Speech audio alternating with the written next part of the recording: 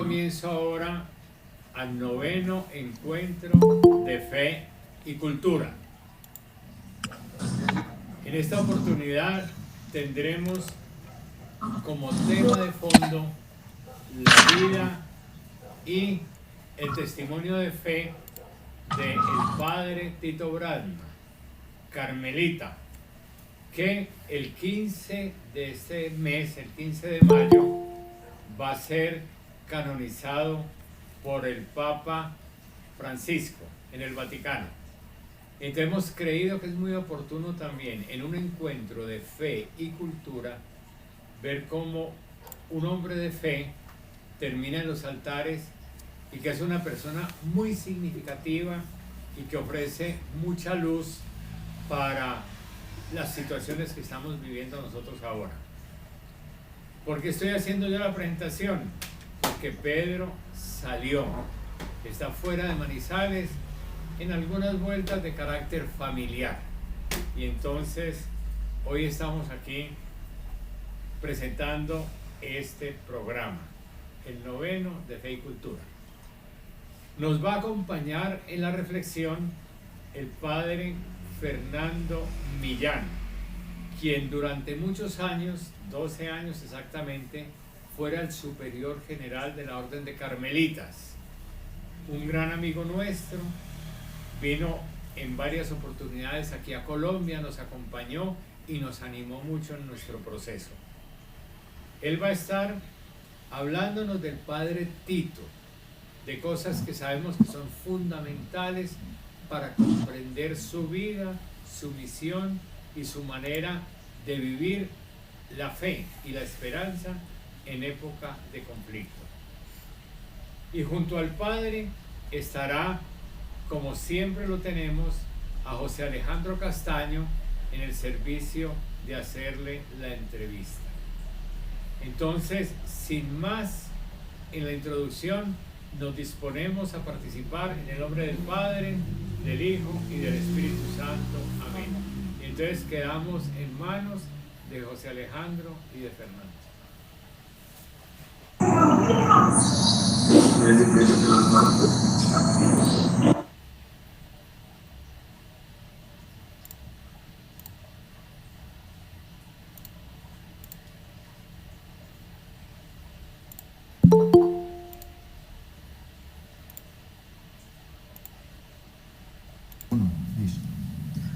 Fernando, buenas, ¿cómo estás? Me da mucha alegría saludarte.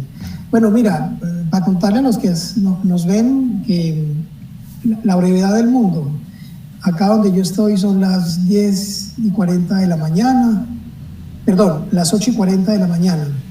En Manizales, donde está Jorge grabando este conversatorio, son 2 horas antes, no, 2 horas después, allá sí son las 10:40. Y donde tú estás, en España, son las 5:40 de la tarde. ¿Es así, Fernando? Así es, efectivamente, sí.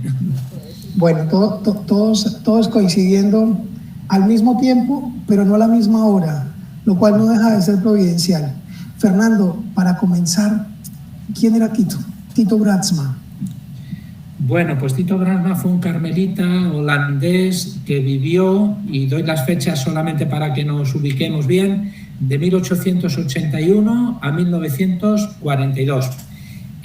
Fue pues una figura muy polifacética, muy poliédrica, una persona con muchas dimensiones, con muchos elementos, y bueno, pues así como los más importantes, ya tendremos tiempo de verlo, es que fue periodista profesional, director de varios periódicos, periodista vocacional, y también fue profesor de universidad y rector de la Universidad Católica de Nimega. Y bueno, pues un hombre muy conocido y muy importante en Holanda, pero un hombre que nunca perdió la sencillez, que nunca perdió la cercanía a los demás, y que murió en el campo de concentración de Dachau, en Alemania. Murió en 1942. Esta sería así una pequeña primera presentación. Nosotros que escuchamos hablar de Tito desde hace muchos años, ¿no? Tú sabrás que nuestra biblioteca comunitaria en el 12 de octubre, que fue hecha con esfuerzo comunitario, primero los salones parroquiales, que fueron hechos a fuerza de trabajo de hormigas, de todos, poniendo allí, multiplicando allí basura, en realidad que fuimos reciclando, es decir, dándole una dimensión además a lo que tal vez no tenía valor, y se fue convirtiendo en unos salones parroquiales después de muchos años de esfuerzo y de trabajo comunitario. Y una de las primeras concreciones fue justamente la Biblioteca Popular Tito Bratzmann, el 12 de octubre, alrededor de la cual llegamos todos, ¿no? Es decir, quería preguntarte justamente porque Tito Bratzmann siempre ha sido un ejemplo inspirador para nosotros, ¿no? Un personaje importante, que en realidad fue ganando para nosotros, y debo decir, para mí en lo personal, un significado mayor cuando fueron pasando los años, porque claro, vamos encontrando una dimensión mucho más compleja del Tito. Entre tantos mensajes que uno escucha referidos a Tito Bratzmann, está esa exaltación de lo pequeño. Háblanos un poco de eso, Fernando, la exaltación de lo pequeño en un santo que hoy lo vemos muy grande, ¿no? Mira, pues en primer lugar decir que esa biblioteca de Medellín la he citado yo en varias ocasiones, porque una vez estando en el pueblo natal del padre Tito, en Holanda, en Bolsward, allí la gente se sorprendió mucho de que Tito fuera conocido en tierras remotas. Yo les puse algún ejemplo de Indonesia, de Colombia, de los 5 continentes, ¿no? Y estaban muy orgullosos de que un paisano suyo pues tuviera una biblioteca con su nombre. En fin, fue una cosa muy, muy bonita, ¿no? Yo tengo fotos de esa biblioteca cuando visitábamos ahí el 12 y demás, y le tengo mucho cariño también. Bueno, pues sí, fue un hombre. Dicen por ahí que los hombres grandes son los que son capaces de perder tiempo con las cosas pequeñas.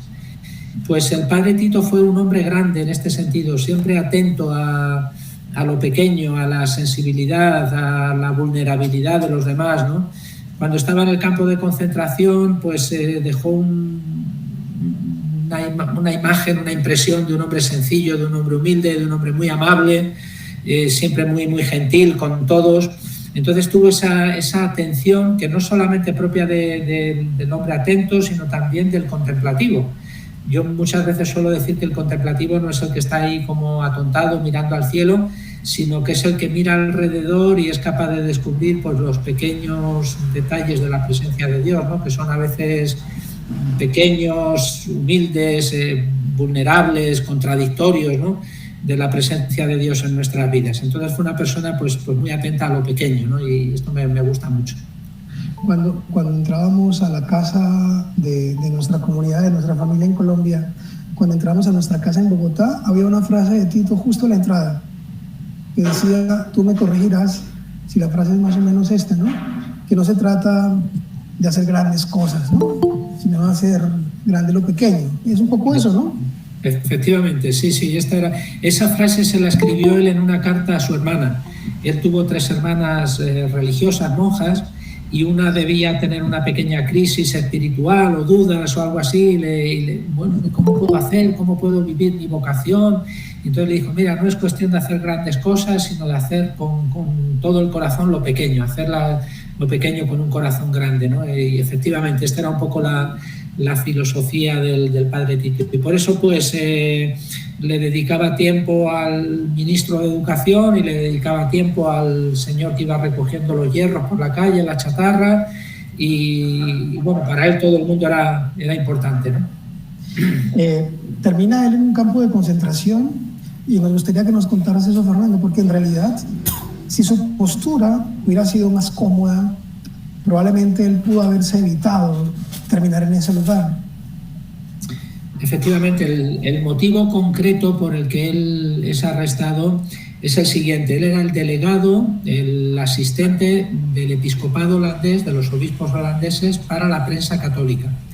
Entonces, cuando los nazis invaden Holanda en 1940, poco a poco van presionando a los medios de comunicación para que publiquen la propaganda nazi. Y entonces el padre Tito, pues como representante de los obispos, visita a los directores de periódico para decirles que no pueden publicar esta propaganda, que si la publican dejarán de ser considerados católicos.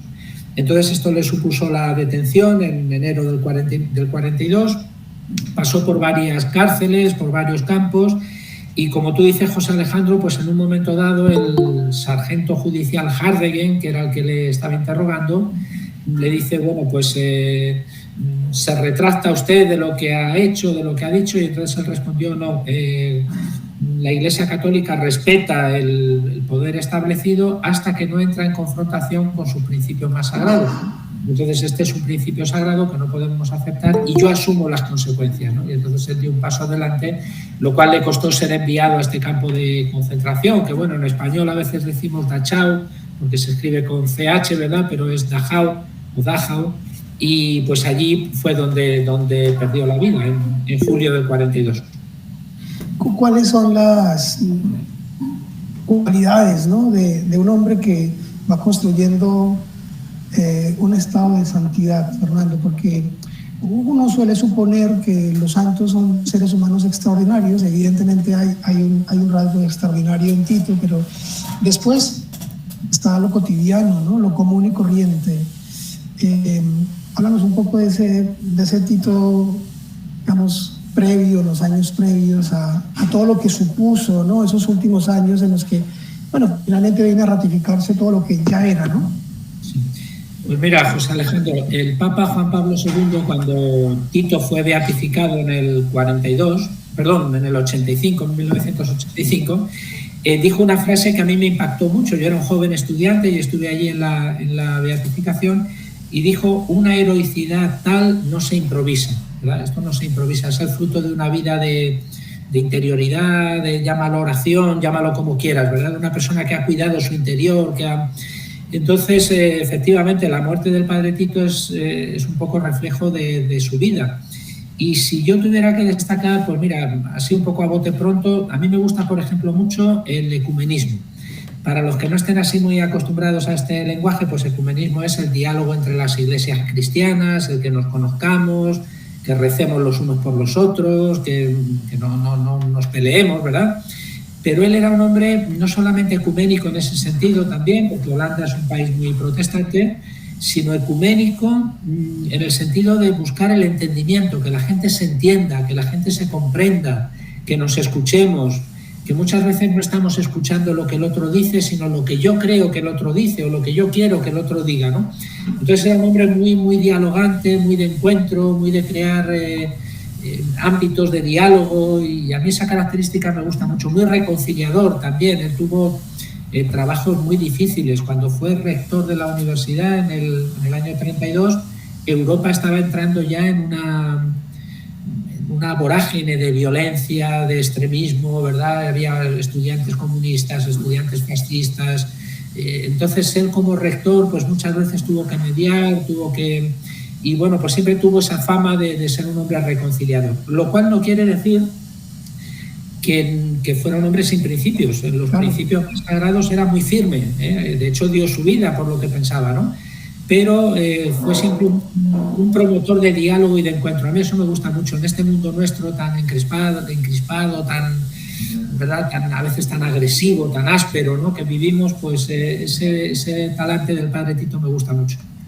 Claro, ya hablaremos un poco de esa dimensión, digamos, de la vigencia del ejemplo de Tito y la inspiración de Tito justamente en los días que corren. Pero antes de entrar en eso, yo quería que nos terminaras de dibujar un poco la familia de Tito, su entorno familiar. Pues mira, la familia fue muy importante. Él nació en Bolsward, que es una pequeña ciudad, un pueblo en el norte de Holanda.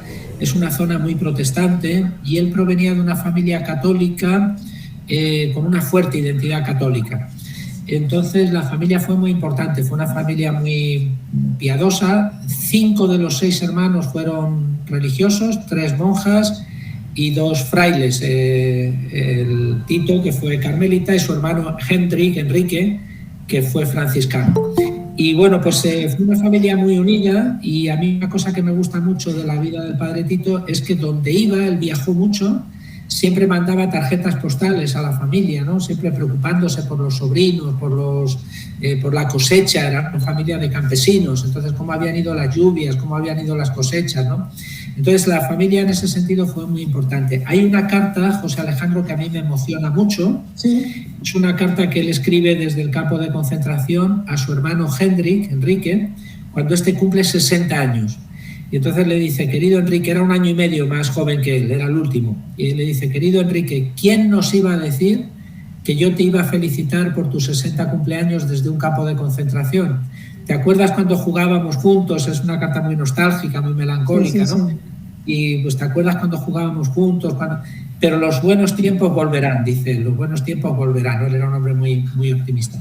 Entonces, en ese sentido fue muy familiar, pero fue también muy familiar en el sentido de que creó familiaridad. Es una de estas personas que donde pasan, crean ambiente de hogar, de familia, de confianza, y esto también me parece muy bonito. Incluso en un campo de concentración, él fue capaz de crear un poco ese ambiente de familiaridad que es muy importante, ¿no? en la vida. Y digamos que hace parte digamos, de los valores espirituales, místicos de la orden carmelita, ¿no, Fernando? Efectivamente, José Alejandro, yo defiendo que la regla carmelita, bueno, no me quiero poner así en plan pedante, pero fíjate que lo primero que hace es una economía, es decir, cómo se gobierna el convento, una ecología, cuidar el ambiente común, una ecografía, describe el lugar común, y todas esas palabritas tienen una raíz común, eco, que viene de oikos, de casa en griego, ¿no? Entonces yo digo, la regla lo que hace es crear un ambiente donde podemos crecer, madurar, donde podemos mostrarnos como somos, sin miedo, sin temor, donde podemos orar juntos, donde podemos construir juntos. Y me alegro mucho que me hagas este comentario, José Alejandro. Efectivamente, yo creo que es un rasgo muy carmelita, sí. Bueno, pues con contarte un detalle de entre tantos, ¿no? De nuestra casa en el 12 de octubre, la casa parroquial, tenían llaves un montón de personas de la comunidad y era una casa siempre de puertas abiertas adelante y puertas abiertas atrás. Por ahí pasábamos todos corriendo todo el tiempo, ¿no? Es decir, había esta cosa de la familia, ¿no? El sentido de la familia extendido como relación cercana. Y bueno, uno cree que en todas las familias se vive más o menos así, y va uno viendo en la vida y encuentra que no, que sí hay una mística singular ahí y que no en todos los lugares, digamos, está ese grado de apertura y de cercanía. En eso Tito es maestro, ¿no? Y me pongo a pensar en lo que tú cuentas, pocos lugares más terribles, más dolorosos, que un campo de concentración, y ahí el ser capaz de construir e insistir por familiaridad y cercanía, ¿no? Efectivamente. Fernando, pasando a la dimensión actual de Tito, ¿qué supone elevar a Tito a los altares? ¿Eso qué significa? ¿Eso cómo lo entendemos? Muy bien, mira, esta es una pregunta que se están haciendo mucho en Holanda, porque Holanda es un país muy secularizado, probablemente uno de los más secularizados del mundo. Allí hay personas que no saben si son católicos o protestantes, la religión ha pasado a segundo lugar, ¿no? Entonces, mucha gente se está preguntando ahora, ¿pero esto qué es? ¿Que le hacen santo, pero ya era santo antes o no? Bueno, entonces él es beato, fue proclamado beato en 1985, que es ya prácticamente considerarlo santo, pero una canonización le añade, digamos, el elemento universal. Una beatificación es para una orden religiosa, para una diócesis. En la canonización, de hecho, la palabra viene de entrar en el canon de la misa, es decir, que a partir de ahí pues ya empieza a ser, una figura universal, ¿no? Entonces, eso, proponernos este modelo de vida, pues también invitarnos a encomendarnos a él, a su mediación, a su intercesión, y bueno, pues es un reconocimiento, digamos, al más alto nivel.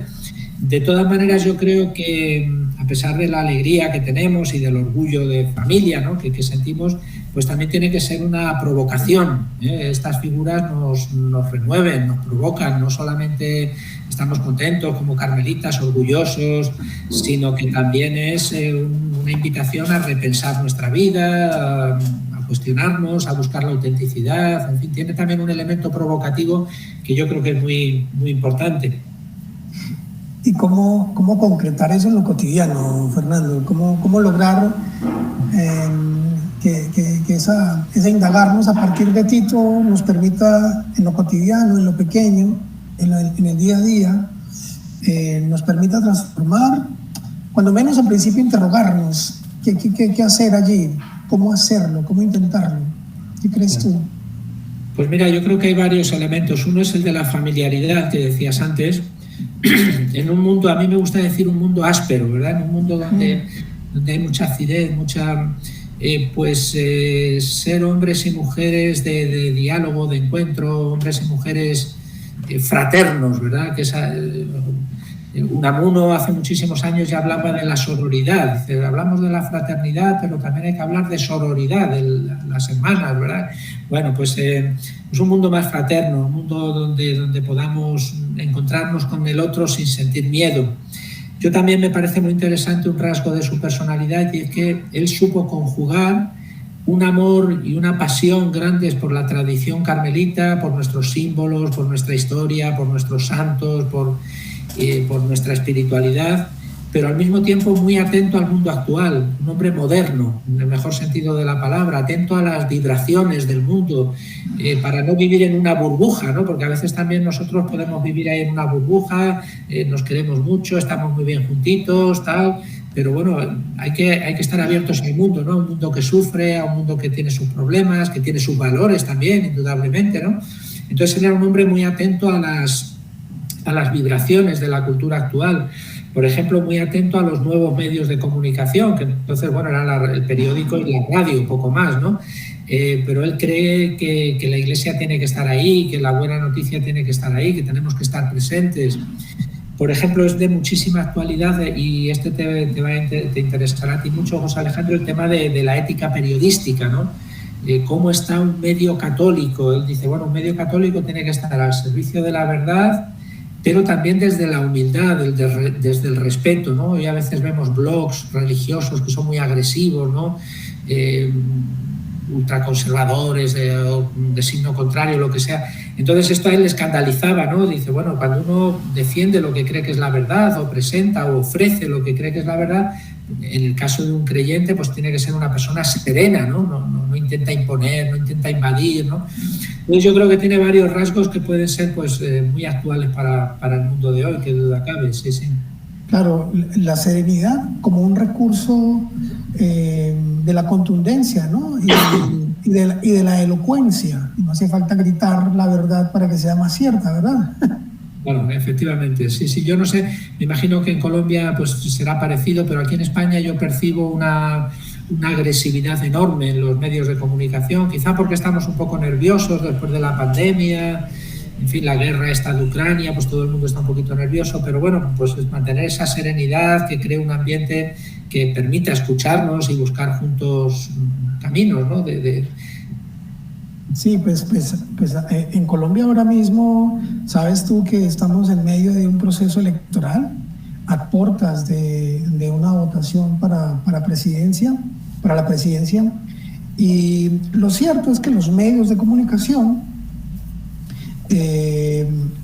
hacen demasiado evidente el vínculo de pertenencia, ¿no? Es decir, está muy claro que esos medios de comunicación están muy subordinados a los intereses de unos grupos económicos y políticos muy específicos, y hay una exaltación muy grande en el ambiente. Es decir, encontrar una ponderación hoy mismo en los medios de comunicación de Colombia es muy, muy difícil, hasta el punto de que algunos medios se han asumido, aunque abiertamente no lo dicen, se han asumido en favor de unas campañas y no de otras, con lo cual encontrar un matiz de verdad en medio de lo que ofrecen es muy complejo porque en realidad se apela a una tergiversación permanente de los contenidos, de beneficio y en contra de unos y de otros. Tito, ahí donde se sitúa, porque me parece una dimensión sumamente importante. Es decir, fíjate que más allá de que ahora nosotros podamos transitar y apropiarnos y utilizar medios de comunicación de muy diversa naturaleza, internet, etcétera, algo impensable para los tiempos de Tito, sus maneras son absolutamente vigentes. Es decir, lo que además plantea que El asunto no está en la herramienta, el asunto no está en el mecanismo, sino en quien se pone detrás, ¿no? Y en los valores de quien está tras esas herramientas y tras esos mecanismos. ¿Dónde situar a Tito ahí? Es decir, cuando tú hablas de la ponderación y cuando hablas además de una capacidad reflexiva, supongo que tiene que ver también con reconocer que la verdad no siempre está en un solo lado, ¿no? Que algo de verdad hay en el contrario, y eso supongo que exige un rasgo de humildad muy grande. Claro, yo creo que es ese carácter ecuménico del que hablábamos antes, ¿no? El ecumenismo, pues en el fondo consiste en esto, ¿no? Que también hay una parte de verdad en otras formas de cristianismo, y que también, pues decía el cardenal Casper, que es un experto en ecumenismo, tenemos que ser bendición los unos para los otros, ¿no? Tenemos que aprender los unos de los otros, ¿no? Entonces, en ese sentido, Tito fue un hombre muy ecuménico, pero ecuménico también en otros temas, en temas entre comillas políticos, en temas sociales, ¿no? Un hombre que siempre buscaba, pues, encontrar puntos de encuentro que nos permitan, pues, caminar juntos, incluso en las divergencias, en las diferencias de opinión y demás. Lo que él no aceptó fue la imposición de una verdad, ¿no? Que es lo que pretendía el gobierno de ocupación cuando obliga a los periódicos católicos a publicar consignas, muchas de ellas contra los judíos y demás, y fue donde él ahí, pues, alzó su voz y se negó totalmente a que la prensa católica publicara esto. Ya se había negado también, que es un rasgo menos conocido, a que los niños judíos fueran expulsados de los colegios carmelitas, de los colegios católicos y en concreto de los carmelitas. Él mandó una carta abierta al gobierno de ocupación, una carta que es una joya, donde dice, en nuestros periódicos, en nuestros colegios se admiten a niños que sean de otro credo, que vienen porque quizá, pues, piensan que aquí hay una mejor educación o por lo que sea, ¿no? Y la Iglesia no hace discriminación, y entonces por esto estaba ya fichado por la Gestapo, por la policía política, aparte de otro motivo más, y es que en sus clases de filosofía en la universidad él llevaba varios años, pues, analizando los fundamentos filosóficos del nazismo, ¿no? Por ejemplo, el tema de la superioridad racial, el tema de la exaltación de la nación, las naciones eternas que están por encima de las personas, ¿no? Entonces esto lo había criticado él ya en un sentido intelectual, en un sentido filosófico en sus clases de la universidad. O sea que ya tenía cierta fama dentro de los ambientes del gobierno de ocupación. En una época en la que creo que podemos admitirlo sin ningún tipo digamos, de pudor, con algo de vergüenza, por supuesto, y es que había sectores católicos en otros lugares donde probablemente el arrinconar o el segregar a los judíos llegó a verse bien, es decir, pues sí, son contrarios a la religión católica, cristiana, y pues está bien que se los arrincone un poco, ¿no? Que no es el caso de Tito, es salir rápidamente a decir no, sí, tienen que hacer parte y ponerse en juego por una postura de esas, no deja de ser tremendamente, no sé, además de valentía, por supuesto que es un gesto valiente, es como un acto de coherencia respecto de lo que él creía y pensaba, ¿no? Porque fíjate que hoy, para hablar un poco, citar un poco la discusión en términos de lo que pasa en Europa hoy en día, ¿cómo entender hoy ese mensaje de Tito justo hoy en la Europa que está en los términos en que está, ¿no? En medio de una guerra que por un lado, cuando conviene, se matiza, la idea de que hay una guerra, se matiza, cuando conviene, por el contrario, se exaspera la idea, en fin, demasiada manipulación de un lado y de otro. Es muy diferente cómo se enuncia y se cuenta la guerra desde un extremo ideológico, y es bastante diferente cómo se cuenta la guerra desde otro extremo ideológico. Es decir, claramente la verdad está ahí pisoteada, hecha jirones. ¿Dónde situarse? ¿Cómo tratar de entenderlo? Sí, yo creo que en este sentido uno de los rasgos principales es el perder el miedo al diverso, ¿no? El perder el miedo al otro, que hoy en día se utiliza mucho en la política europea y mundial, ¿no? Pues el miedo al que viene de fuera, el miedo al que nos va a arruinar la vida, el miedo al que... Entonces, en ese sentido, aunque también es verdad que la población judía de Holanda y de Alemania era una población totalmente incluida en la sociedad. Por ejemplo, en Alemania hubo muchos judíos que tenían medallas ganadas en la Primera Guerra Mundial. O sea, ¿sí? Por ejemplo, Edith Stein, cuando empiezan las persecuciones, esta otra gran carmelita, ella dice, bueno, pero ¿por qué nos persiguen si somos alemanes? Ella era una patriota alemana y en la Primera Guerra Mundial iba marcando con alfileritos los avances de las tropas alemanas, era una niña pequeña, ¿no? Entonces, bueno, era una población incluso de élite, sobre todo en Holanda, una población muy culta, pero sí fue el chivo expiatorio que necesita todo gobierno totalitario, ¿verdad? Un chivo expiatorio, una persona a la que culpar de todos los males y demás.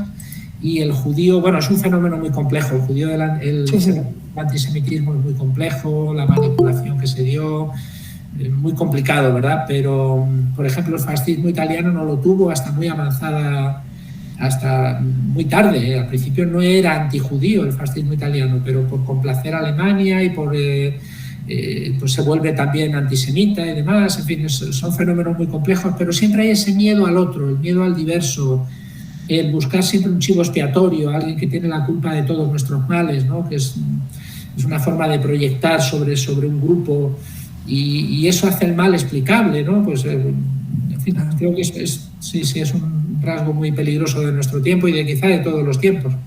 Claro, y insistir, por ejemplo, que ciertos rasgos físicos abocan a la maldad, ¿no? O ciertas maneras de comportamiento son claramente identificables o asociadas a lo malo, a lo negativo. Claro, sí.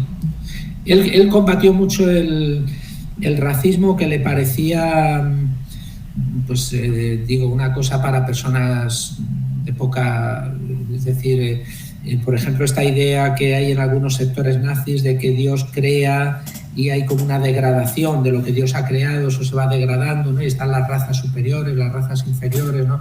Esto él lo criticó mucho en sus clases, lo desmontó, le parecía una idea totalmente necia, ¿no? Y sin fundamento ninguno y demás. Tito muere en 1942 y el episodio de su muerte también entraña uno de los relatos más estremecedores de su historia, ¿no? De su vida. Cuéntanos un poco ese momento, sí, esos últimos momentos de su vida. Bueno, él llega al campo de Dachau a mediados de junio y llega ya muy cansado, muy herido. Bueno, pues era un hombre débil, siempre fue un hombre de salud muy frágil, muy enfermizo. Entonces llega ya en muy malas condiciones a Dachau. Allí hay un hermano carmelita, Rafael Teichhuis, que Pedro lo conoció cuando estuvo en Roma estudiando, estaba allí también. Este sobrevivió, era mucho más joven que el padre Tito y fue su ángel de la guarda, fue el que le acompañaba, el que le evitaba de vez en cuando los castigos y demás, ¿no? Entonces le convencen al padre Tito para que vaya a la enfermería. Nadie quería ir a la enfermería por un rumor que corría por el campo y que luego se demostró totalmente, y hay fotos incluso, que son los experimentos que se hacían con los prisioneros, ¿no? Que eran como cobayas humanos, ¿no? Entonces nadie quería ir a la enfermería, pero a él le convence porque ya no se tenía en pie y demás, ¿no? Y de hecho sufrió allí varios experimentos. Por ejemplo, estaban experimentando con la malaria para crear una vacuna para los soldados alemanes en el norte de África. Y también estaban experimentando mucho con la hipotermia, es decir, con el morir de frío, el morir congelados, porque los paracaidistas alemanes caían en el Mar del Norte, que muchas veces estaba al límite de la congelación y morían. Entonces estaban practicando pues métodos para que no murieran, pero muchos de estos prisioneros morían, le metían en agua a menos 15 grados, no ha funcionado el experimento y ha muerto. Era una degradación total y una deshumanización total. Entonces él llega a la enfermería y allí conoce a una joven enfermera que era de origen holandés. Esta enfermera realmente no era una enfermera del campo, sino que era una enfermera de las SS, del médico de las SS, una figura siniestra y que era el doctor Wolter. Y bueno, pues parece ser que tuvo algunas conversaciones con esta mujer y bueno, pues el padre Tito muere, ya todo esto se olvida y muchos años después esta mujer testificó que ella había sido la que había puesto la inyección de ácido fénico al padre Tito y bueno, pues recordaba algunas conversaciones que tuvo con él. Por ejemplo, él le dijo que los buenos sacerdotes no son los que predican muy bien, sino los que dan su vida por los demás. Y en un momento dado ella comenta: aquel hombrecillo me miró y tuvo compasión de mí. Esta frase es muy, muy potente. Está entre medias de la declaración, ¿eh? No es que ella la entrecomille ni la solemnice ni nada, ¿no? Pero entre medias, y a mí esa frase me impactó muchísimo, ¿no? Aquel hombrecillo me miró y tuvo compasión de mí. Es verdad que esta enfermera siempre intentó un poco echar humo sobre su identidad, pero es normal, porque si ella hubiera puesto el pie en Holanda o en Bélgica, hubiera sido ajusticiada al día siguiente. Estaba considerada criminal de guerra, y como muchos criminales de guerra murieron ahorcados y demás. Entonces, bueno, pues ella siempre ocultaba su identidad, pidió permiso para declarar bajo un nombre ficticio, Titia, y se lo concedieron. Entonces es un personaje un poco misterioso, pero que revela ahí una serie de anécdotas de los últimos días del Padre Tito que son impresionantes, ¿no? Que son muy, muy bonitas, sí. Por ejemplo,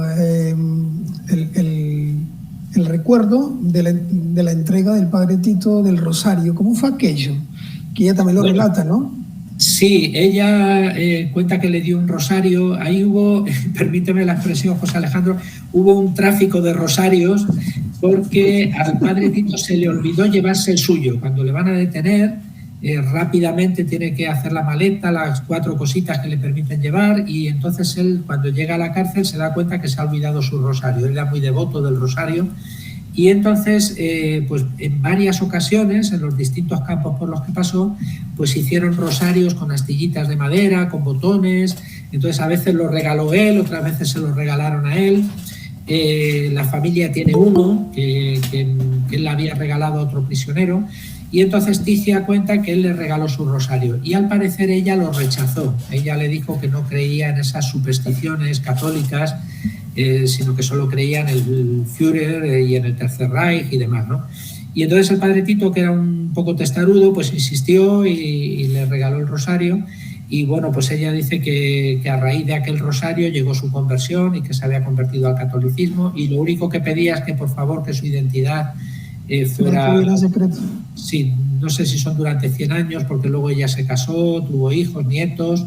Yo creo que no vive ya, parece ser que estuvo en la beatificación en Roma de forma anónima, sí, en el año 85, pero yo creo que ya probablemente no viva. Pero bueno, yo creo que hay que respetar el derecho a la intimidad de esta persona que hizo una nueva vida. Se tiró en la cárcel como 12, 14 años, y después, pues, en fin, también hay que darle la oportunidad de tener una nueva vida, ¿verdad?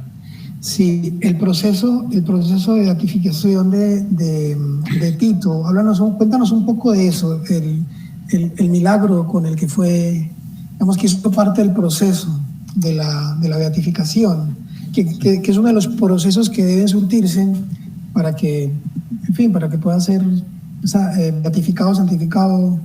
Cuéntanos un poco de eso. Pues mira, el proceso fue muy largo y muy complejo. Fue muy largo, en primer lugar, porque fue la primera causa que se orientó como martirio del nacionalsocialismo, y esto sorprendió un poco.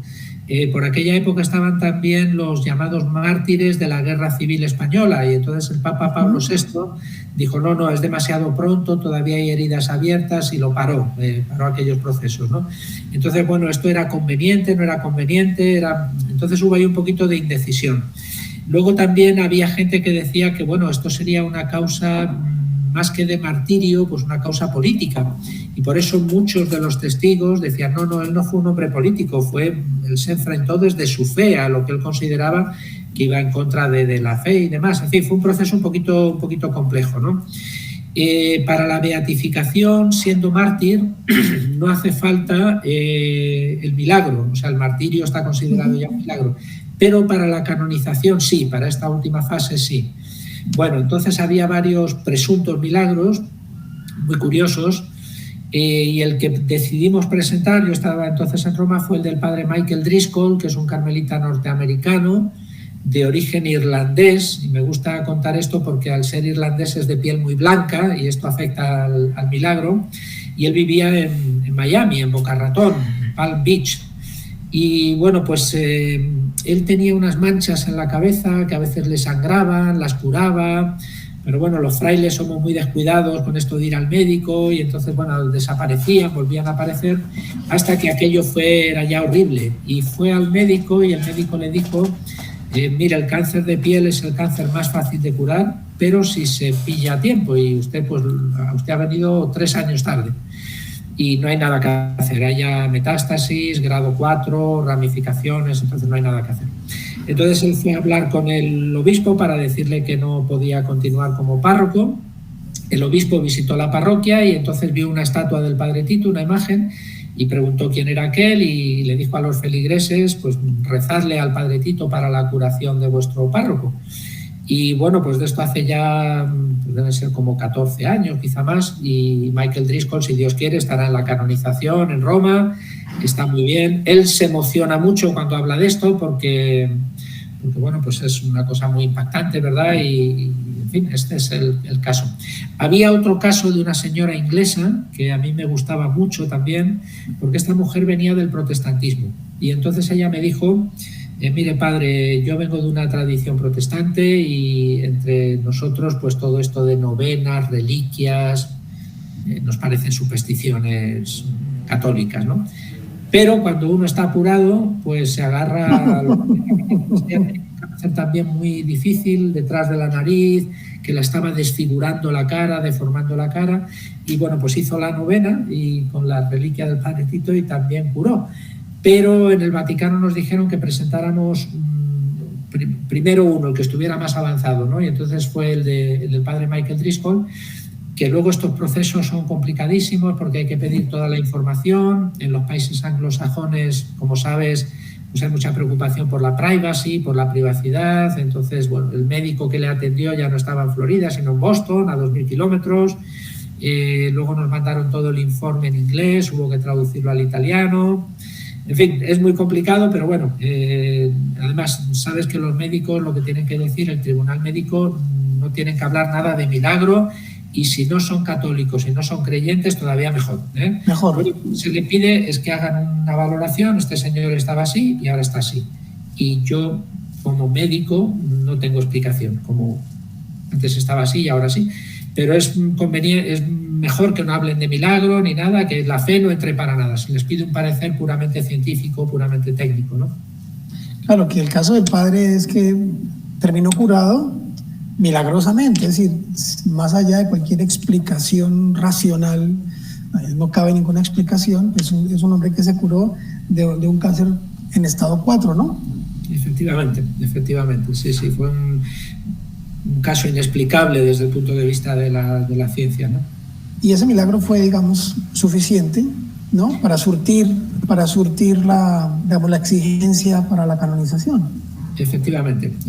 Este milagro, ya se habían presentado otros, pero en cuanto hay una pequeña duda, por ejemplo, se presentó uno de una terciaria carmelita de Chicago, pero en cuanto a algunos de los médicos digan, bueno, es muy, muy, muy improbable, pero cabe una mínima posibilidad de que esto se cure, entonces ya se paraliza el proceso. Sí, es muy exigente, el tema este del milagro es muy exigente y da mucho trabajo y demás, pero en fin, benditos a Dios, ha sido para un motivo bueno y ha salido adelante.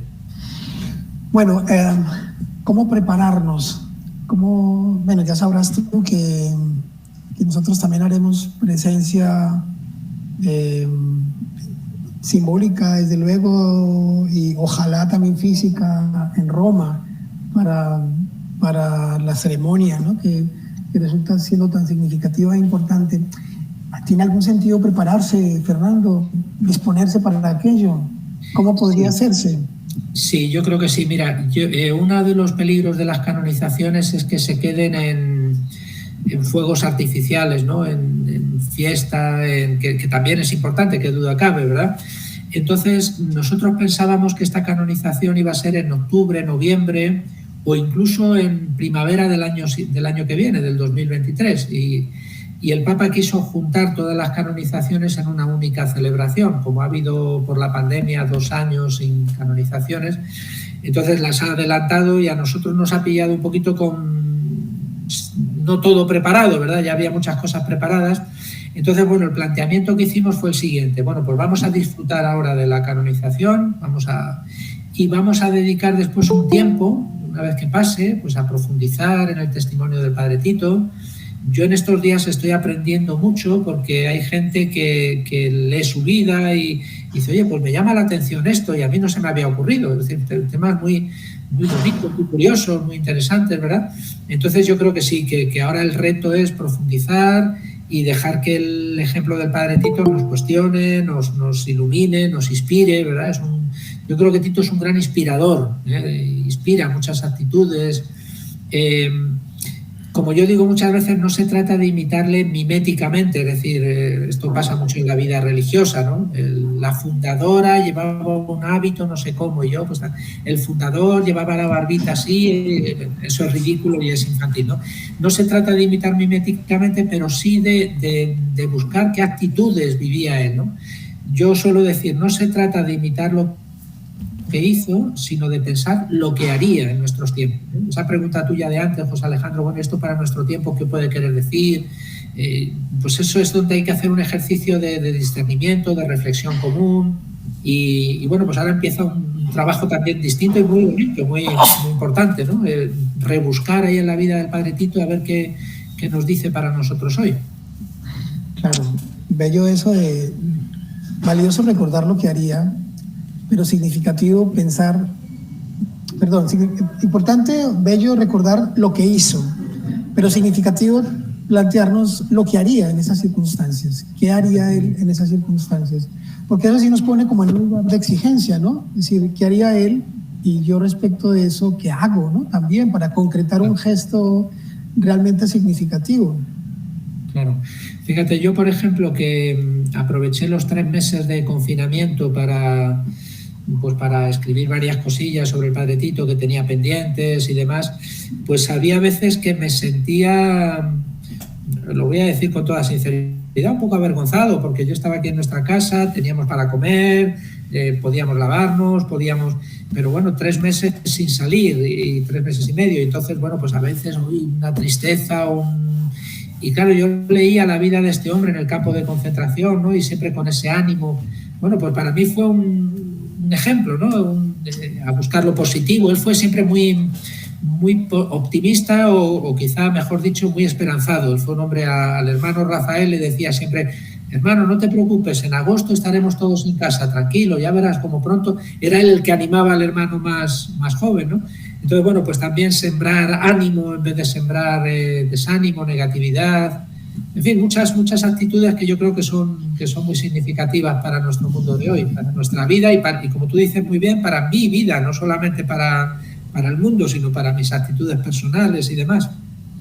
Sí, porque yo creo que Tito también nos ayuda a reivindicar el valor de lo posible, que a veces uno transfiere o intenta trasladar ciertos ámbitos de exigencia y de compromiso social a esferas muy lejanas, donde probablemente la participación o la incidencia de uno es menos que mínima, ¿no? Es más bien como descubrir en qué dimensiones de lo cotidiano, de lo pequeño, de lo cercano, yo sí puedo establecer o intentar maneras de comportamiento que tiene una incidencia mínima, minúscula, pero real, concreta, ¿no? Para volver un poco a la idea de lo pequeño enaltecido, ¿no? En lo cotidiano.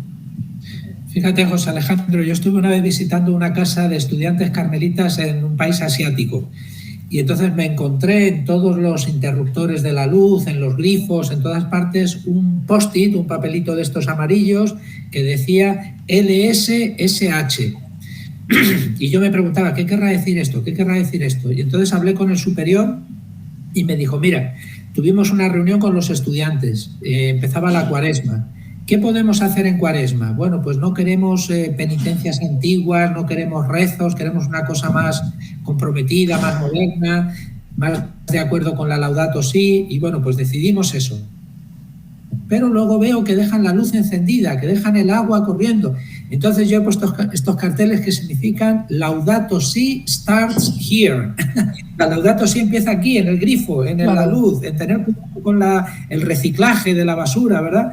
Entonces me ha recordado un poco esto que tú dices, ¿no? Pequeños gestos que pueden parecer intrascendentes, pero que suponen un un cambio, ¿no? Nuestro granito de arena para un mundo mejor, y que yo creo que son muy importantes, ¿no? La atención a lo pequeño y empezar desde lo pequeño. Y bueno, yo creo que el ejemplo del 12 de octubre es en ese sentido muy, muy emotivo, ¿no? A mí siempre me ha encantado cuando he estado por allí ver las fotos de vuestra historia, ¿no? Cuando se han ido haciendo esas cosas, pues con lo pequeño, ¿no? Con lo poco, con el cariño de las personas, pues es una historia muy bonita, ¿verdad? Sí, realmente sí, porque aprendimos que de poco en poco, con valentía, con persistencia, a mí la palabra insignificancia, entendida como pequeñito, me resulta bello, es decir, el valor del insignificante. Pero tiene que ver con esa historia de vida, ¿no? Sumando pequeños gestos, pequeños esfuerzos. Y recordábamos mucho, justamente, probablemente es uno de los pasajes, creo yo recordar, que más recordábamos o más repetíamos entonces, que más nos inspiraba, cuando Jesús le pregunta a los discípulos, ¿y qué tienen? ¿No? Aquel famoso milagro de los peces y los panes. Parecía muy poco aquello, ¿no? Para una multitud tan enorme, ¿no? Parecía muy pequeñito, pero la pregunta es ¿qué tienen? ¿Qué tienen para poner acá entre todos? Y fíjate que eso nos inspiró cuando se concibió los salones parroquiales que tenemos nosotros para poner. Bueno, en realidad parecía poco, ¿no? Botellas de plástico, botellas de vidrio, alimentos en comunidad que la gente ponía sobre la mesa para compartir, y es decir, nunca hubo grandes cosas, siempre fue muy pequeño, ¿no? De poco en poco, pero era muy enaltecedor y era muy inspirador ver que aquellas pequeñas cosas iban convirtiéndose en algo mucho más grande que todos nosotros juntos, una cosa realmente muy significativa. Y yo creo que ahí el mensaje de Tito, cuando ahora recordábamos lo pequeño enaltecido, lo pequeño engrandecido, algo que nos ha parecido realmente bello es que, cuando menos en español, suena muy bello, lo de santito, ¿no? El santo de lo gigante, o el santo de lo pequeño engrandecido, santito. ¿A ti qué te dice ese juego de palabras? Pues fíjate, ha sido un poquito polémico, porque ha habido algunas personas que han dicho, bueno, vamos a llamarle Santitus, porque Santito suena ridículo, pero a mí me parece muy bonito lo de Santito, ¿no? Y bueno, pues Santito, que es un gigante en la fe, exactamente, sí, pero hay gente que lo veía un poquito ridículo y dice, bueno, vamos a ponerlo Santitus, pero yo lo veo muy, muy entrañable y muy bonito y muy de él. De hecho, él fue físicamente un hombre pequeño. Y cuando visitó al cardenal, que era el rector de la Universidad Católica de Milán, si recuerdo bien, del Sacro Cuore de Milán, pues el hombre estaba un poco sordo, y cuando le vio aparecer al padre Tito con su hábito, dijo, no ha podido venir el rector de Nimega, cuánto lo siento. Entonces le dijo, no soy yo, pues transmítale mis saludos. No, que soy yo, porque le veía así como muy sencillo, muy pequeño, ¿no? Entonces, bueno, pues esto encaja perfectamente en su vida. Fue un hombre pequeño, pero que supo trabajar desde lo pequeño también, ¿verdad? Para hacer cosas grandes, claro que sí. Claro, y cómo transita una época tan compleja, tan convulsionada, tan dolorosa y tan difícil, y su recuerdo supervive hasta nosotros, y hoy estamos hablando de él, ¿no? Es decir, más ejemplo que ese de lo pequeño enaltecido. Fíjate, José Alejandro, que hoy tengo dos pequeñas anécdotas. Una, me ha escrito la presidenta de la Asociación Católica Internacional de Esperantistas, de esta lengua, el esperanto, que se creó en los años 20, que bueno, era una lengua que nace ahí en Bielorrusia, más o menos, que era esas zonas de Europa donde conviven varias lenguas, pero las lenguas sirven para separar. Entonces se hablaba polaco, se hablaba ruso, se hablaba alemán y se hablaba yiddish, la antigua lengua de los judíos centroeuropeos. Y este hombre, el inventor, Ludwig Zamenhof, dice, bueno, voy a inventar una lengua que sea neutral, que no sea una lengua colonizadora, porque siempre ha habido lenguas internacionales, el español, luego el francés, luego el inglés, pero es mi lengua, pero no es mi lengua, es la lengua de otros. En fin, siempre ha habido... Y entonces él crea esta lengua artificial que solamente tuvo éxito en dos ámbitos. Uno fue en el mundo de los anarquistas, el anarquismo internacional, fuera fronteras, fuera barreras, fuera patrias, ¿verdad? Todos somos una humanidad, y entonces esta lengua pues encajaba muy bien con su pensamiento. Y el otro ámbito fue la Iglesia Católica, donde todavía hoy hay un programa en Radio Vaticana en esperanto. Y entonces el padre Tito fue un entusiasta del esperanto. Los frailes le tomaban el pelo y le decían, pero bueno, padre Tito, si usted sabe que esto no tiene sentido, esto no va a ninguna parte, el esperanto, pero él participó en varios congresos y entonces ellos le consideran un poco como su santo patrón. Han traducido el poema del padre Tito, ya lo tradujeron para la beatificación y bueno, hemos decidido, y me parece muy bonito, que las estampas oficiales, donde va a estar la foto del padre Tito, una pequeña reliquia y una pequeña oración, pues que haya en inglés, en francés, en español, en alemán, en portugués y también en esperanto. Yo estoy muy contento porque me parece, además el esperanto sintoniza muy bien con la mentalidad del padre Tito, ¿no? Un poco romántica, entendimiento, que nos comprendamos, ¿verdad? Pues me parece una anécdota muy bonita. Y la otra es un carmelita descalzo de aquí de Ávila, nada más y nada menos que el prior de la casa natal de Santa Teresa, que me ha llamado esta mañana también para ver si podíamos hacer algo para la revista de Santa Teresa, porque el padre Tito fue un gran experto en Santa Teresa, fue traductor de Santa Teresa al holandés, fue un estudioso de la vida de Santa Teresa y bueno, tiene una anécdota muy bonita, que es que cuando estaba en la cárcel de Scheveningen, él estaba en una celda solo, en una celda húmeda, fría, decidió escribir una biografía de Santa Teresa que ya tenía comprometida, pero en un momento dado le quitan el papel. Está prohibido usar papel porque era muy caro en tiempos de guerra. Y entonces él sigue escribiendo la vida de Santa Teresa sobre, entre las líneas de una vida de Jesús. En un libro que tenía, pues ahí sigue escribiendo con una letra minúscula. Entonces yo suelo decir que es uno de los momentos más emocionantes del Carmelo del siglo XX, la vida de Tito, la vida de Teresa y la vida de Jesús, entrelazadas ahí en una cárcel, ¿verdad? Entre líneas, nunca mejor dicho. Precioso, sí. Precioso. Claro, y además el esfuerzo, otra vez, lo pequeño, ¿no? ¿Qué espacio tengo? Nada más que este. Bueno, pues no tengo nada más que este, aquí escribo. Oye, José Alejandro, es una interpretación muy bonita. Mira, me encanta, me la adueño, con tu permiso. Sí, es verdad, lo pequeño. Otra vez lo pequeño. Este libro se conserva, porque llegó a escribir, pues, sí. Y yo quise llevarlo He visto fotografías y realmente es precioso. Sí.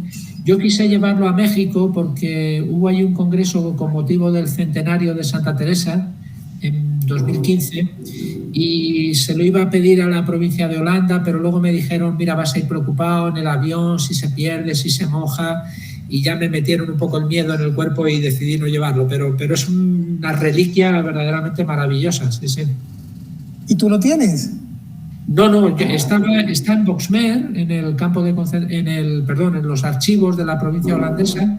Yo lo he visto, lo he tenido entre mis manos y igual que he tenido entre mis manos el dibujito famoso que le hizo el pintor John Dons en el campo de Amersfoort. Es mucho más pequeñito de lo que yo creía, otra vez lo pequeño, José Alejandro. Es un retrato así pequeñito, sucio, grasiento, porque lo pintó allí en el campo de concentración. Y es sobrecogedor no solamente por la expresión del padre Tito, el cansancio, sino también porque el pintor fue fusilado varias semanas más tarde. Era un paisajista, John Dons, y fue fusilado.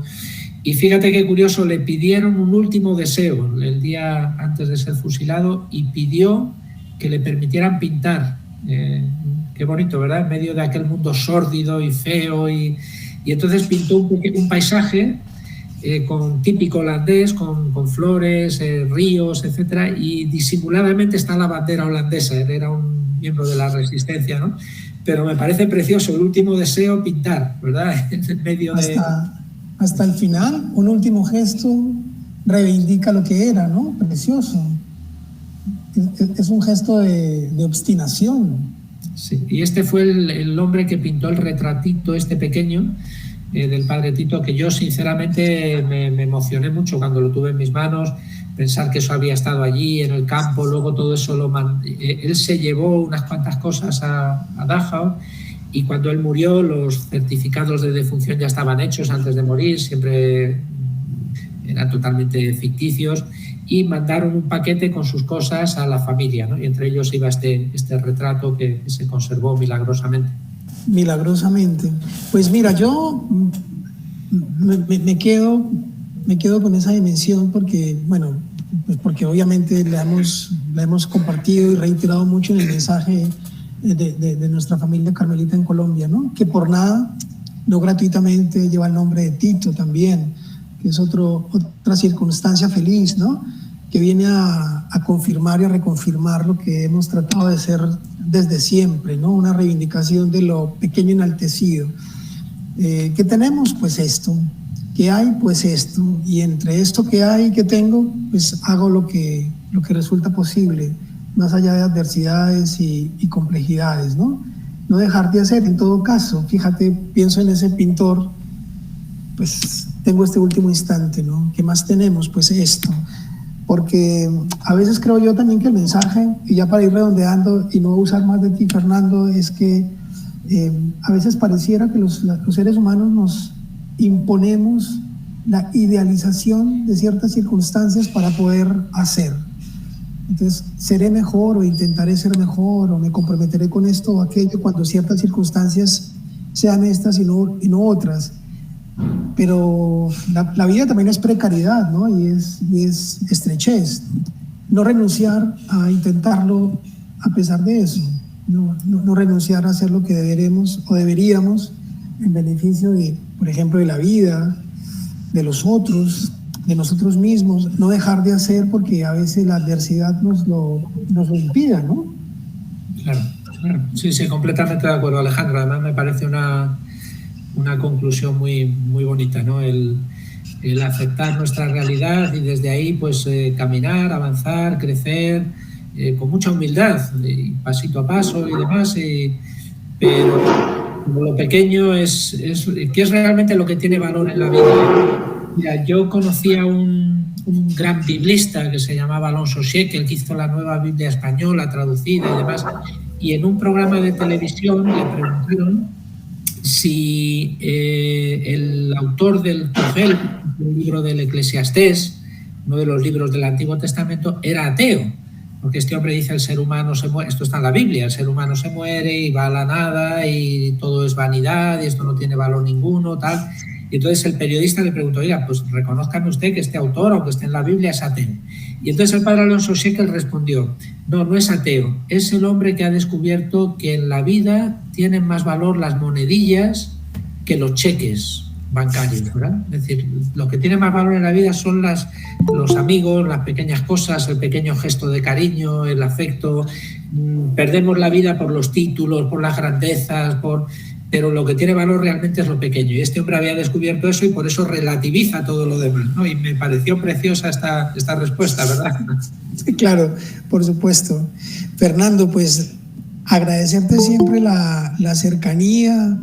Tú sabes que nosotros acá en Colombia, nuestra comunidad del 12, nuestra comunidad extendida, siempre pequeña, te hemos reconocido cercano, padre también, y el cariño ha sido siempre creciente.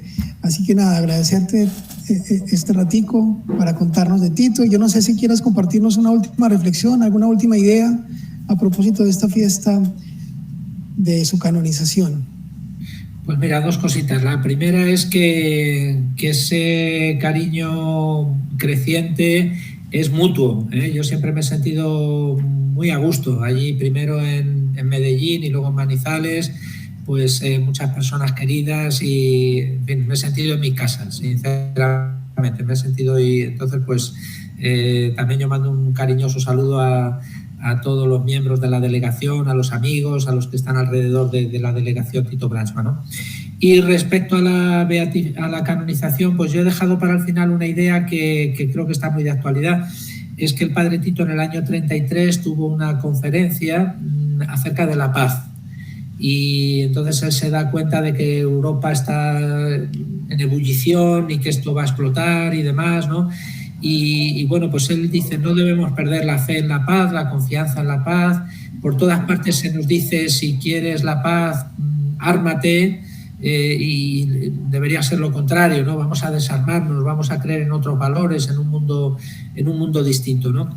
Hombre, yo creo que con lo que está pasando en Ucrania, y no solamente en Ucrania, porque hay muchas guerras por ahí olvidadas en el mundo de las que nadie habla, y está muriendo gente en África, en Yemen, por ejemplo. Pues, exactamente, pues no perder la confianza, la fe, la esperanza en que podemos hacer quizá pequeños gestos, pero que la paz es posible, dice, la paz es posible. No os creáis, dice al auditorio, no os creáis ese mensaje de que la guerra es inevitable.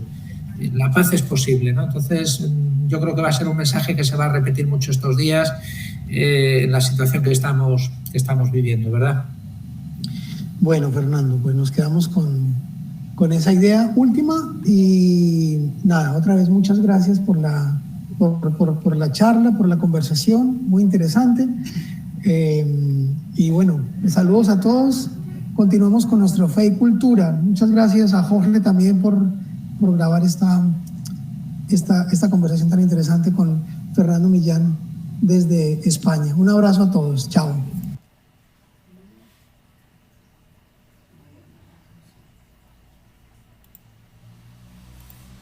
Muchas gracias. Buenas noches. Hola. Gracias, buenas noches. Muchas gracias, buenas noches. Muy buenas noches, padre Millán.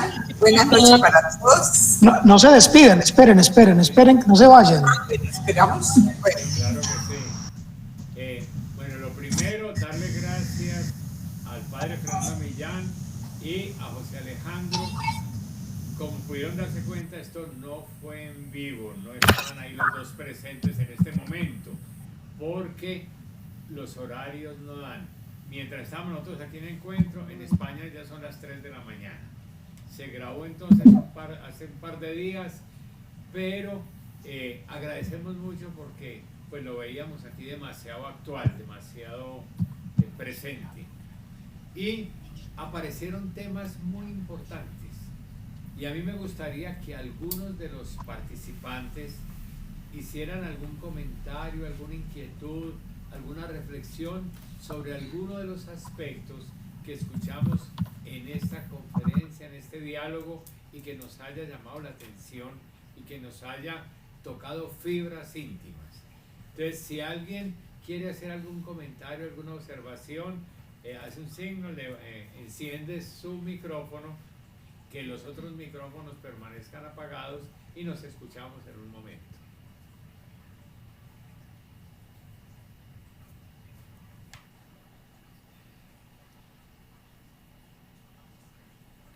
Lauro, ¿cómo estás, Lauro? Sí. Que enciende el micrófono, no se oye tu micrófono. Enciéndelo. Llegué tarde, pero llegué. Bueno. Contento.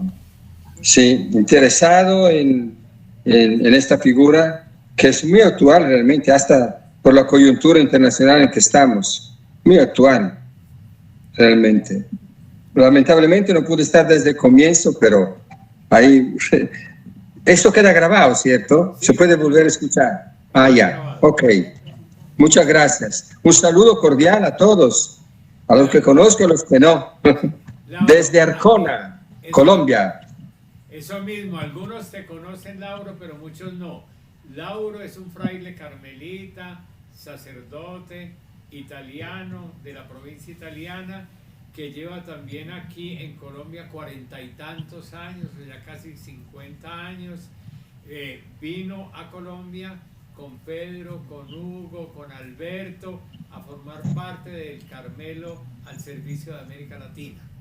Y en este momento está en una casa en Arjona, en Cartagena, con hermanos de la comunidad carmelita de la provincia italiana y también con personas con quienes ha hecho un recorrido de muchos años. Lauro, nos da mucho gusto tenerte presente aquí, que pues aunque hayas llegado tarde, pues has participado de este encuentro y muy Estoy tarde, pero ya estoy. Bueno, okay. Lo iremos descubriendo. Bien, muchas gracias. Bueno. ¿Hay alguna otra persona que quiera también hacer su aporte, compartir sus apreciaciones sobre lo que alcanzamos a percibir de nuestro hermano Tito Bradman?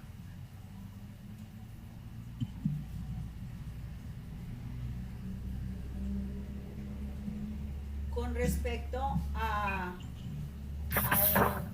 eslogan o estilo de vida que llevó Tito, y con esa frase tan trascendental de hacer lo pequeño con grandeza, ¿cómo nos cuesta vivir eso? ¿Cómo estamos enseñados a hacer cosas rimbombantes, grandes, y esas son las que se muestran, las que funcionan? A mí me gustaría que nos retroalimentáramos en ese cómo vivir esa pequeñez con grandeza, como ejemplificar, como para ir interiorizando también, porque es que es muy fácil y que se vuelva frase de cajón, hacerlo pequeño con grandeza, pero cómo llevarlo a la vida, a la cotidianidad.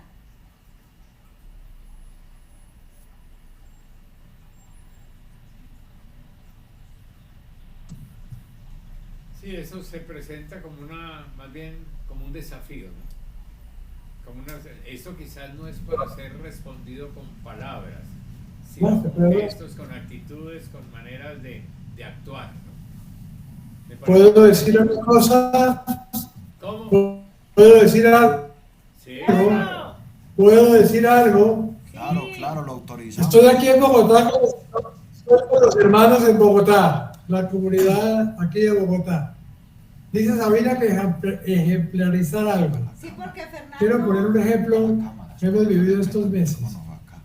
Desde el 1 de febrero y finalizando el 15 de mayo, que será la canonización, nos comprometimos en la delegación, muchas personas, 70, 80, no sé, a ahorrar 1.000 pesitos diarios. Y con ese ahorro es que pueden viajar a Roma a la canonización Juanito, que es nuestro delegado general, y Gladys, una señora de Medellín que le ha puesto el hombro y la vida a los pequeños Carmelos. Los tiquetes se compraron con ese pequeño ahorro de cada uno de 1.000 pesos diarios. Lo pequeño que se hace grande. Era un ejemplo. Muy claro. Espera que no la escucho. No. Hermoso ejemplo. Sí, muy claro, Pedro, gracias.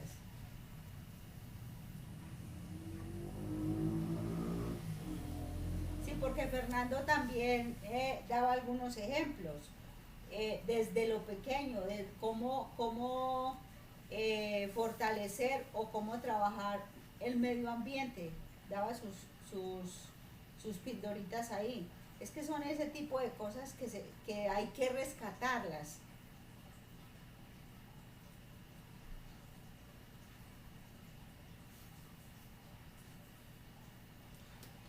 Muy bien. ¿Hay alguna otra persona que quiera también compartir, decir, proponer algo, comentar? Vamos a pasar unas imágenes para que usted las vaya explicando.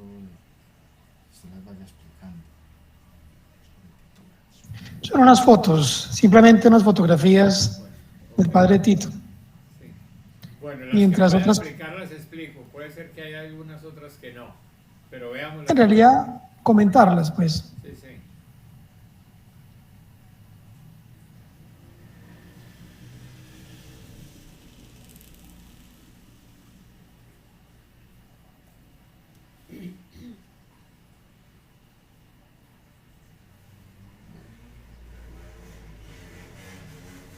Bueno, sí.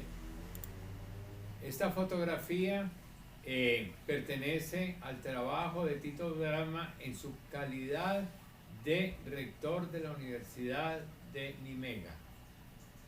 Que él, pues, mire el tipo de máquina de escribir en que le tocaba, pero desde ahí, desde esa pequeña oficina, fue que le ayudó también a animar muchos procesos de respuesta, ¿cierto?, a la invasión nazi.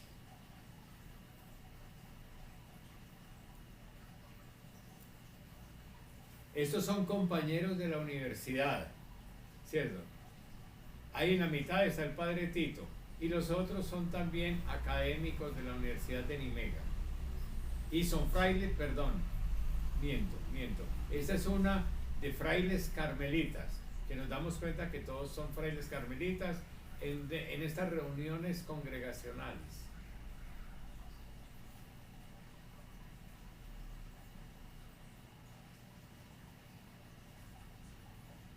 No, de esta no sé decir una foto de él en la calle, simplemente no sé decir más de esta. Pero Alejandro. Sí, este es el padre que recibió de parte del Señor el milagro al invocarse a Tito Branda. Este es el padre norteamericano que fue curado de su cáncer en la piel, en la cabeza. Alejandro iba a decir algo. no, de la foto anterior, simplemente la dimensión humana, terrenal, ¿no? De Tito, porque uno tiende a pensar, a imaginar los santos como personas sin mácula, sin tacha, y en realidad la humanidad de Tito, ¿no? Un hombre que se fuma una habana o un puro en medio de la calle, es decir, una experiencia cotidiana y común que sin embargo logró ser extraordinaria. Como que a veces creemos que lo santo tiene que ver con la ¿cómo es esa palabra que suena a veces despectiva? Santurrón. Como apelotardado, como... Sí, que a veces creemos que la santidad tiene que ver con esas cosas, ¿no? Y en realidad, ¿no? Cuando el Papa Francisco dice que a veces apelamos a la santidad como si fuéramos estampitas, pues en realidad es una vida... Cara de estampita. Sí, es una vida sucia de lo cotidiano, ennoblecida por el gesto de persistencia, supongo yo que en el amor, ¿no? Sí, yo creo que es bueno valorar las diferentes dimensiones por las cuales hoy se pasó. Y se pasó de una manera muy hermosa porque el padre Fernando, pues, tuvo una manera muy sencilla de mostrarnos, pero hay que mirar el aspecto familiar, el aspecto también de la capacidad de aceptar los pensamientos de otras personas, sin renunciar con criterio a lo que se cree, pero saber tener un oído atento para descubrir la dosis de verdad que hay en muchas personas que piensan diferente a nosotros. También saber mantener la paz interior y la alegría en medio de conflictos y situaciones difíciles, porque fue muy difícil para él, por supuesto, terminar en un campo de concentración, pero saber animar la esperanza, saber mantener el buen humor, saber pedirle a los presos que oraran por los alemanes, que aunque el nazismo era contrario a la ley de la iglesia y al pensamiento de la iglesia, los alemanes eran hijos de Dios y eran hermanos. Entonces a ellos tratarlos como hermanos, pero oponernos a su sistema. Son cosas que vale la pena que vamos madurando para ver en el contexto en que nosotros vivimos en Colombia, y ahora que entre nosotros hay tanta polarización, que todo el mundo quiere meterse en esa frase tan horrible que se mueve aquí en Colombia: los buenos somos más, ¿cierto? Eso es una forma de decir: yo pertenezco a los buenos y el resto que no piensa como yo son los malos que hay que atacar y acabar con ellos. Frente a esas expresiones de odio, de polarización, de resentimiento, ¿cómo actuar? Con criterio y con claridad, pero sabiendo que la otra persona cree en lo que está diciendo y debe tener una buena dosis de verdad. Y también la disposición definitiva de sacrificar lo que sea por la verdad, hasta el punto de sacrificar la vida en una expresión de compasión hacia el victimario, hacia la mujer que le ponía la inyección, que terminó en una expresión de amor, de compasión, de cariño hacia la persona que le estaba dando muerte con una inyección. Esas son cosas que nos tienen que ayudar a pensar, que a veces nosotros peleamos por unas tonterías insignificantes, rompemos amistad o relación, o almorzamos y comemos sin hablarnos con las personas que más queremos. Es decir, hay que aprender entonces a tener en estos momentos ejemplo para nuestra vida y para vivirla en los puntos y aspectos de la cotidianidad y de lo más pequeño, que fue como el tema central. La pequeñez, el sitio donde se muestra la grandeza del alma y de la relación. Javier, ¿Qué hay? me pareció ver que había una fotografía del libro en donde estuve escribiendo parte de lo de Santa Teresa. ¿Se podía ver? No sé. Sí, la idea es que la viéramos justamente porque ahí como que se concreta un gesto de la persistencia de Tito. Entonces así Jorge nos la comparte y Javier nos la comenta. Sí. Ah, sí, ahí estaba ese, sí. Mire, yo también tuve la bendición de tener este libro en mis manos. Alguna vez que estuve por allá en Nimega, en Boxmer, en todo eso, y sí es bonito, eso es apasionante, porque es un libro pequeño que él tenía para su meditación personal de la historia de la vida de Jesús, ¿cierto? Y como nos contaron ahí, le quitaron la oportunidad de manejar más papel, entonces mire que ahí sobre el libro escribió la historia de Santa Teresa de Ávila, ¿cierto? Es una cosa muy bonita, ¿verdad? Y conmovedora, porque él en su primera prisión no era todavía campo de concentración, fue la primera cárcel que él tuvo, la primera celda, ¿cierto? Él lo que expresaba, que se sentía carmelita, porque podía vivir día y noche meditando la palabra del Señor, y porque encontró tiempo para realizar aquello que estaba anhelando hacer desde hacía mucho tiempo, escribir la historia de Santa Teresa, traduciéndola al holandés. ¿Cierto? Entonces es muy significativo eso, porque fue la expresión de lo que él pudo orar y meditar en su primera prisión.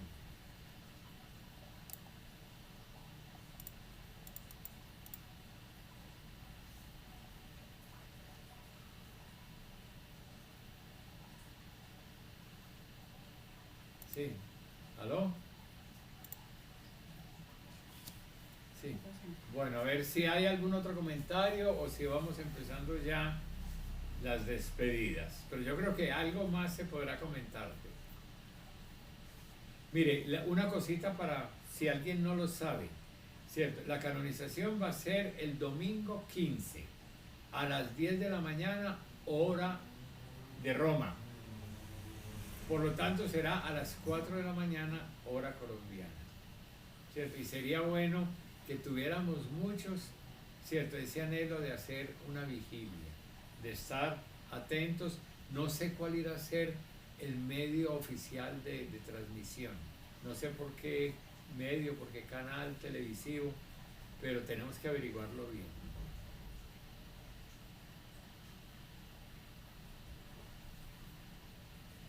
¿Alguna otra cosita? Creo que a diferencia horaria con Italia está ahora en 7 horas. A las 3. Sí, Laura. Ah, bueno, entonces tenemos que mirar bien, ¿cierto? Para no llegar tarde. En todo caso, bueno. A ver, una última reflexión cortita, Javier, que quería proponer. No, simplemente una cosa, darle gracias a Dios que nos permite estos espacios, ¿cierto? La pandemia nos regaló esta nueva forma de comunicarnos, ¿cierto? O sea que hay que mirar también que algo que tuvo dolor y mucho dolor en muchas familias, también generó de alguna manera medios nuevos de comunicación, de intercambio, de experiencia. Y yo creo que le tenemos que dar gracias a Dios por eso. Y aprender a manejar para el bien común, para la vocación nuestra, que es ir creando lazos de fraternidad, ese anhelo de participar en las luchas por una sociedad nueva, más justa, más igualitaria, más fraternal, que aprovechemos también estos medios.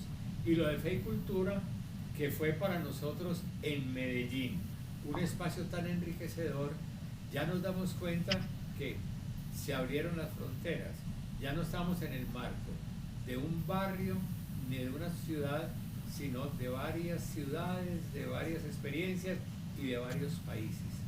¿Cierto? Entonces, darle gracias a Dios por esto. Alejandro iba a decir algo. Alejo. No, quería subrayar, respondiendo a la invitación que nos hacía Javier, de con qué nos quedábamos.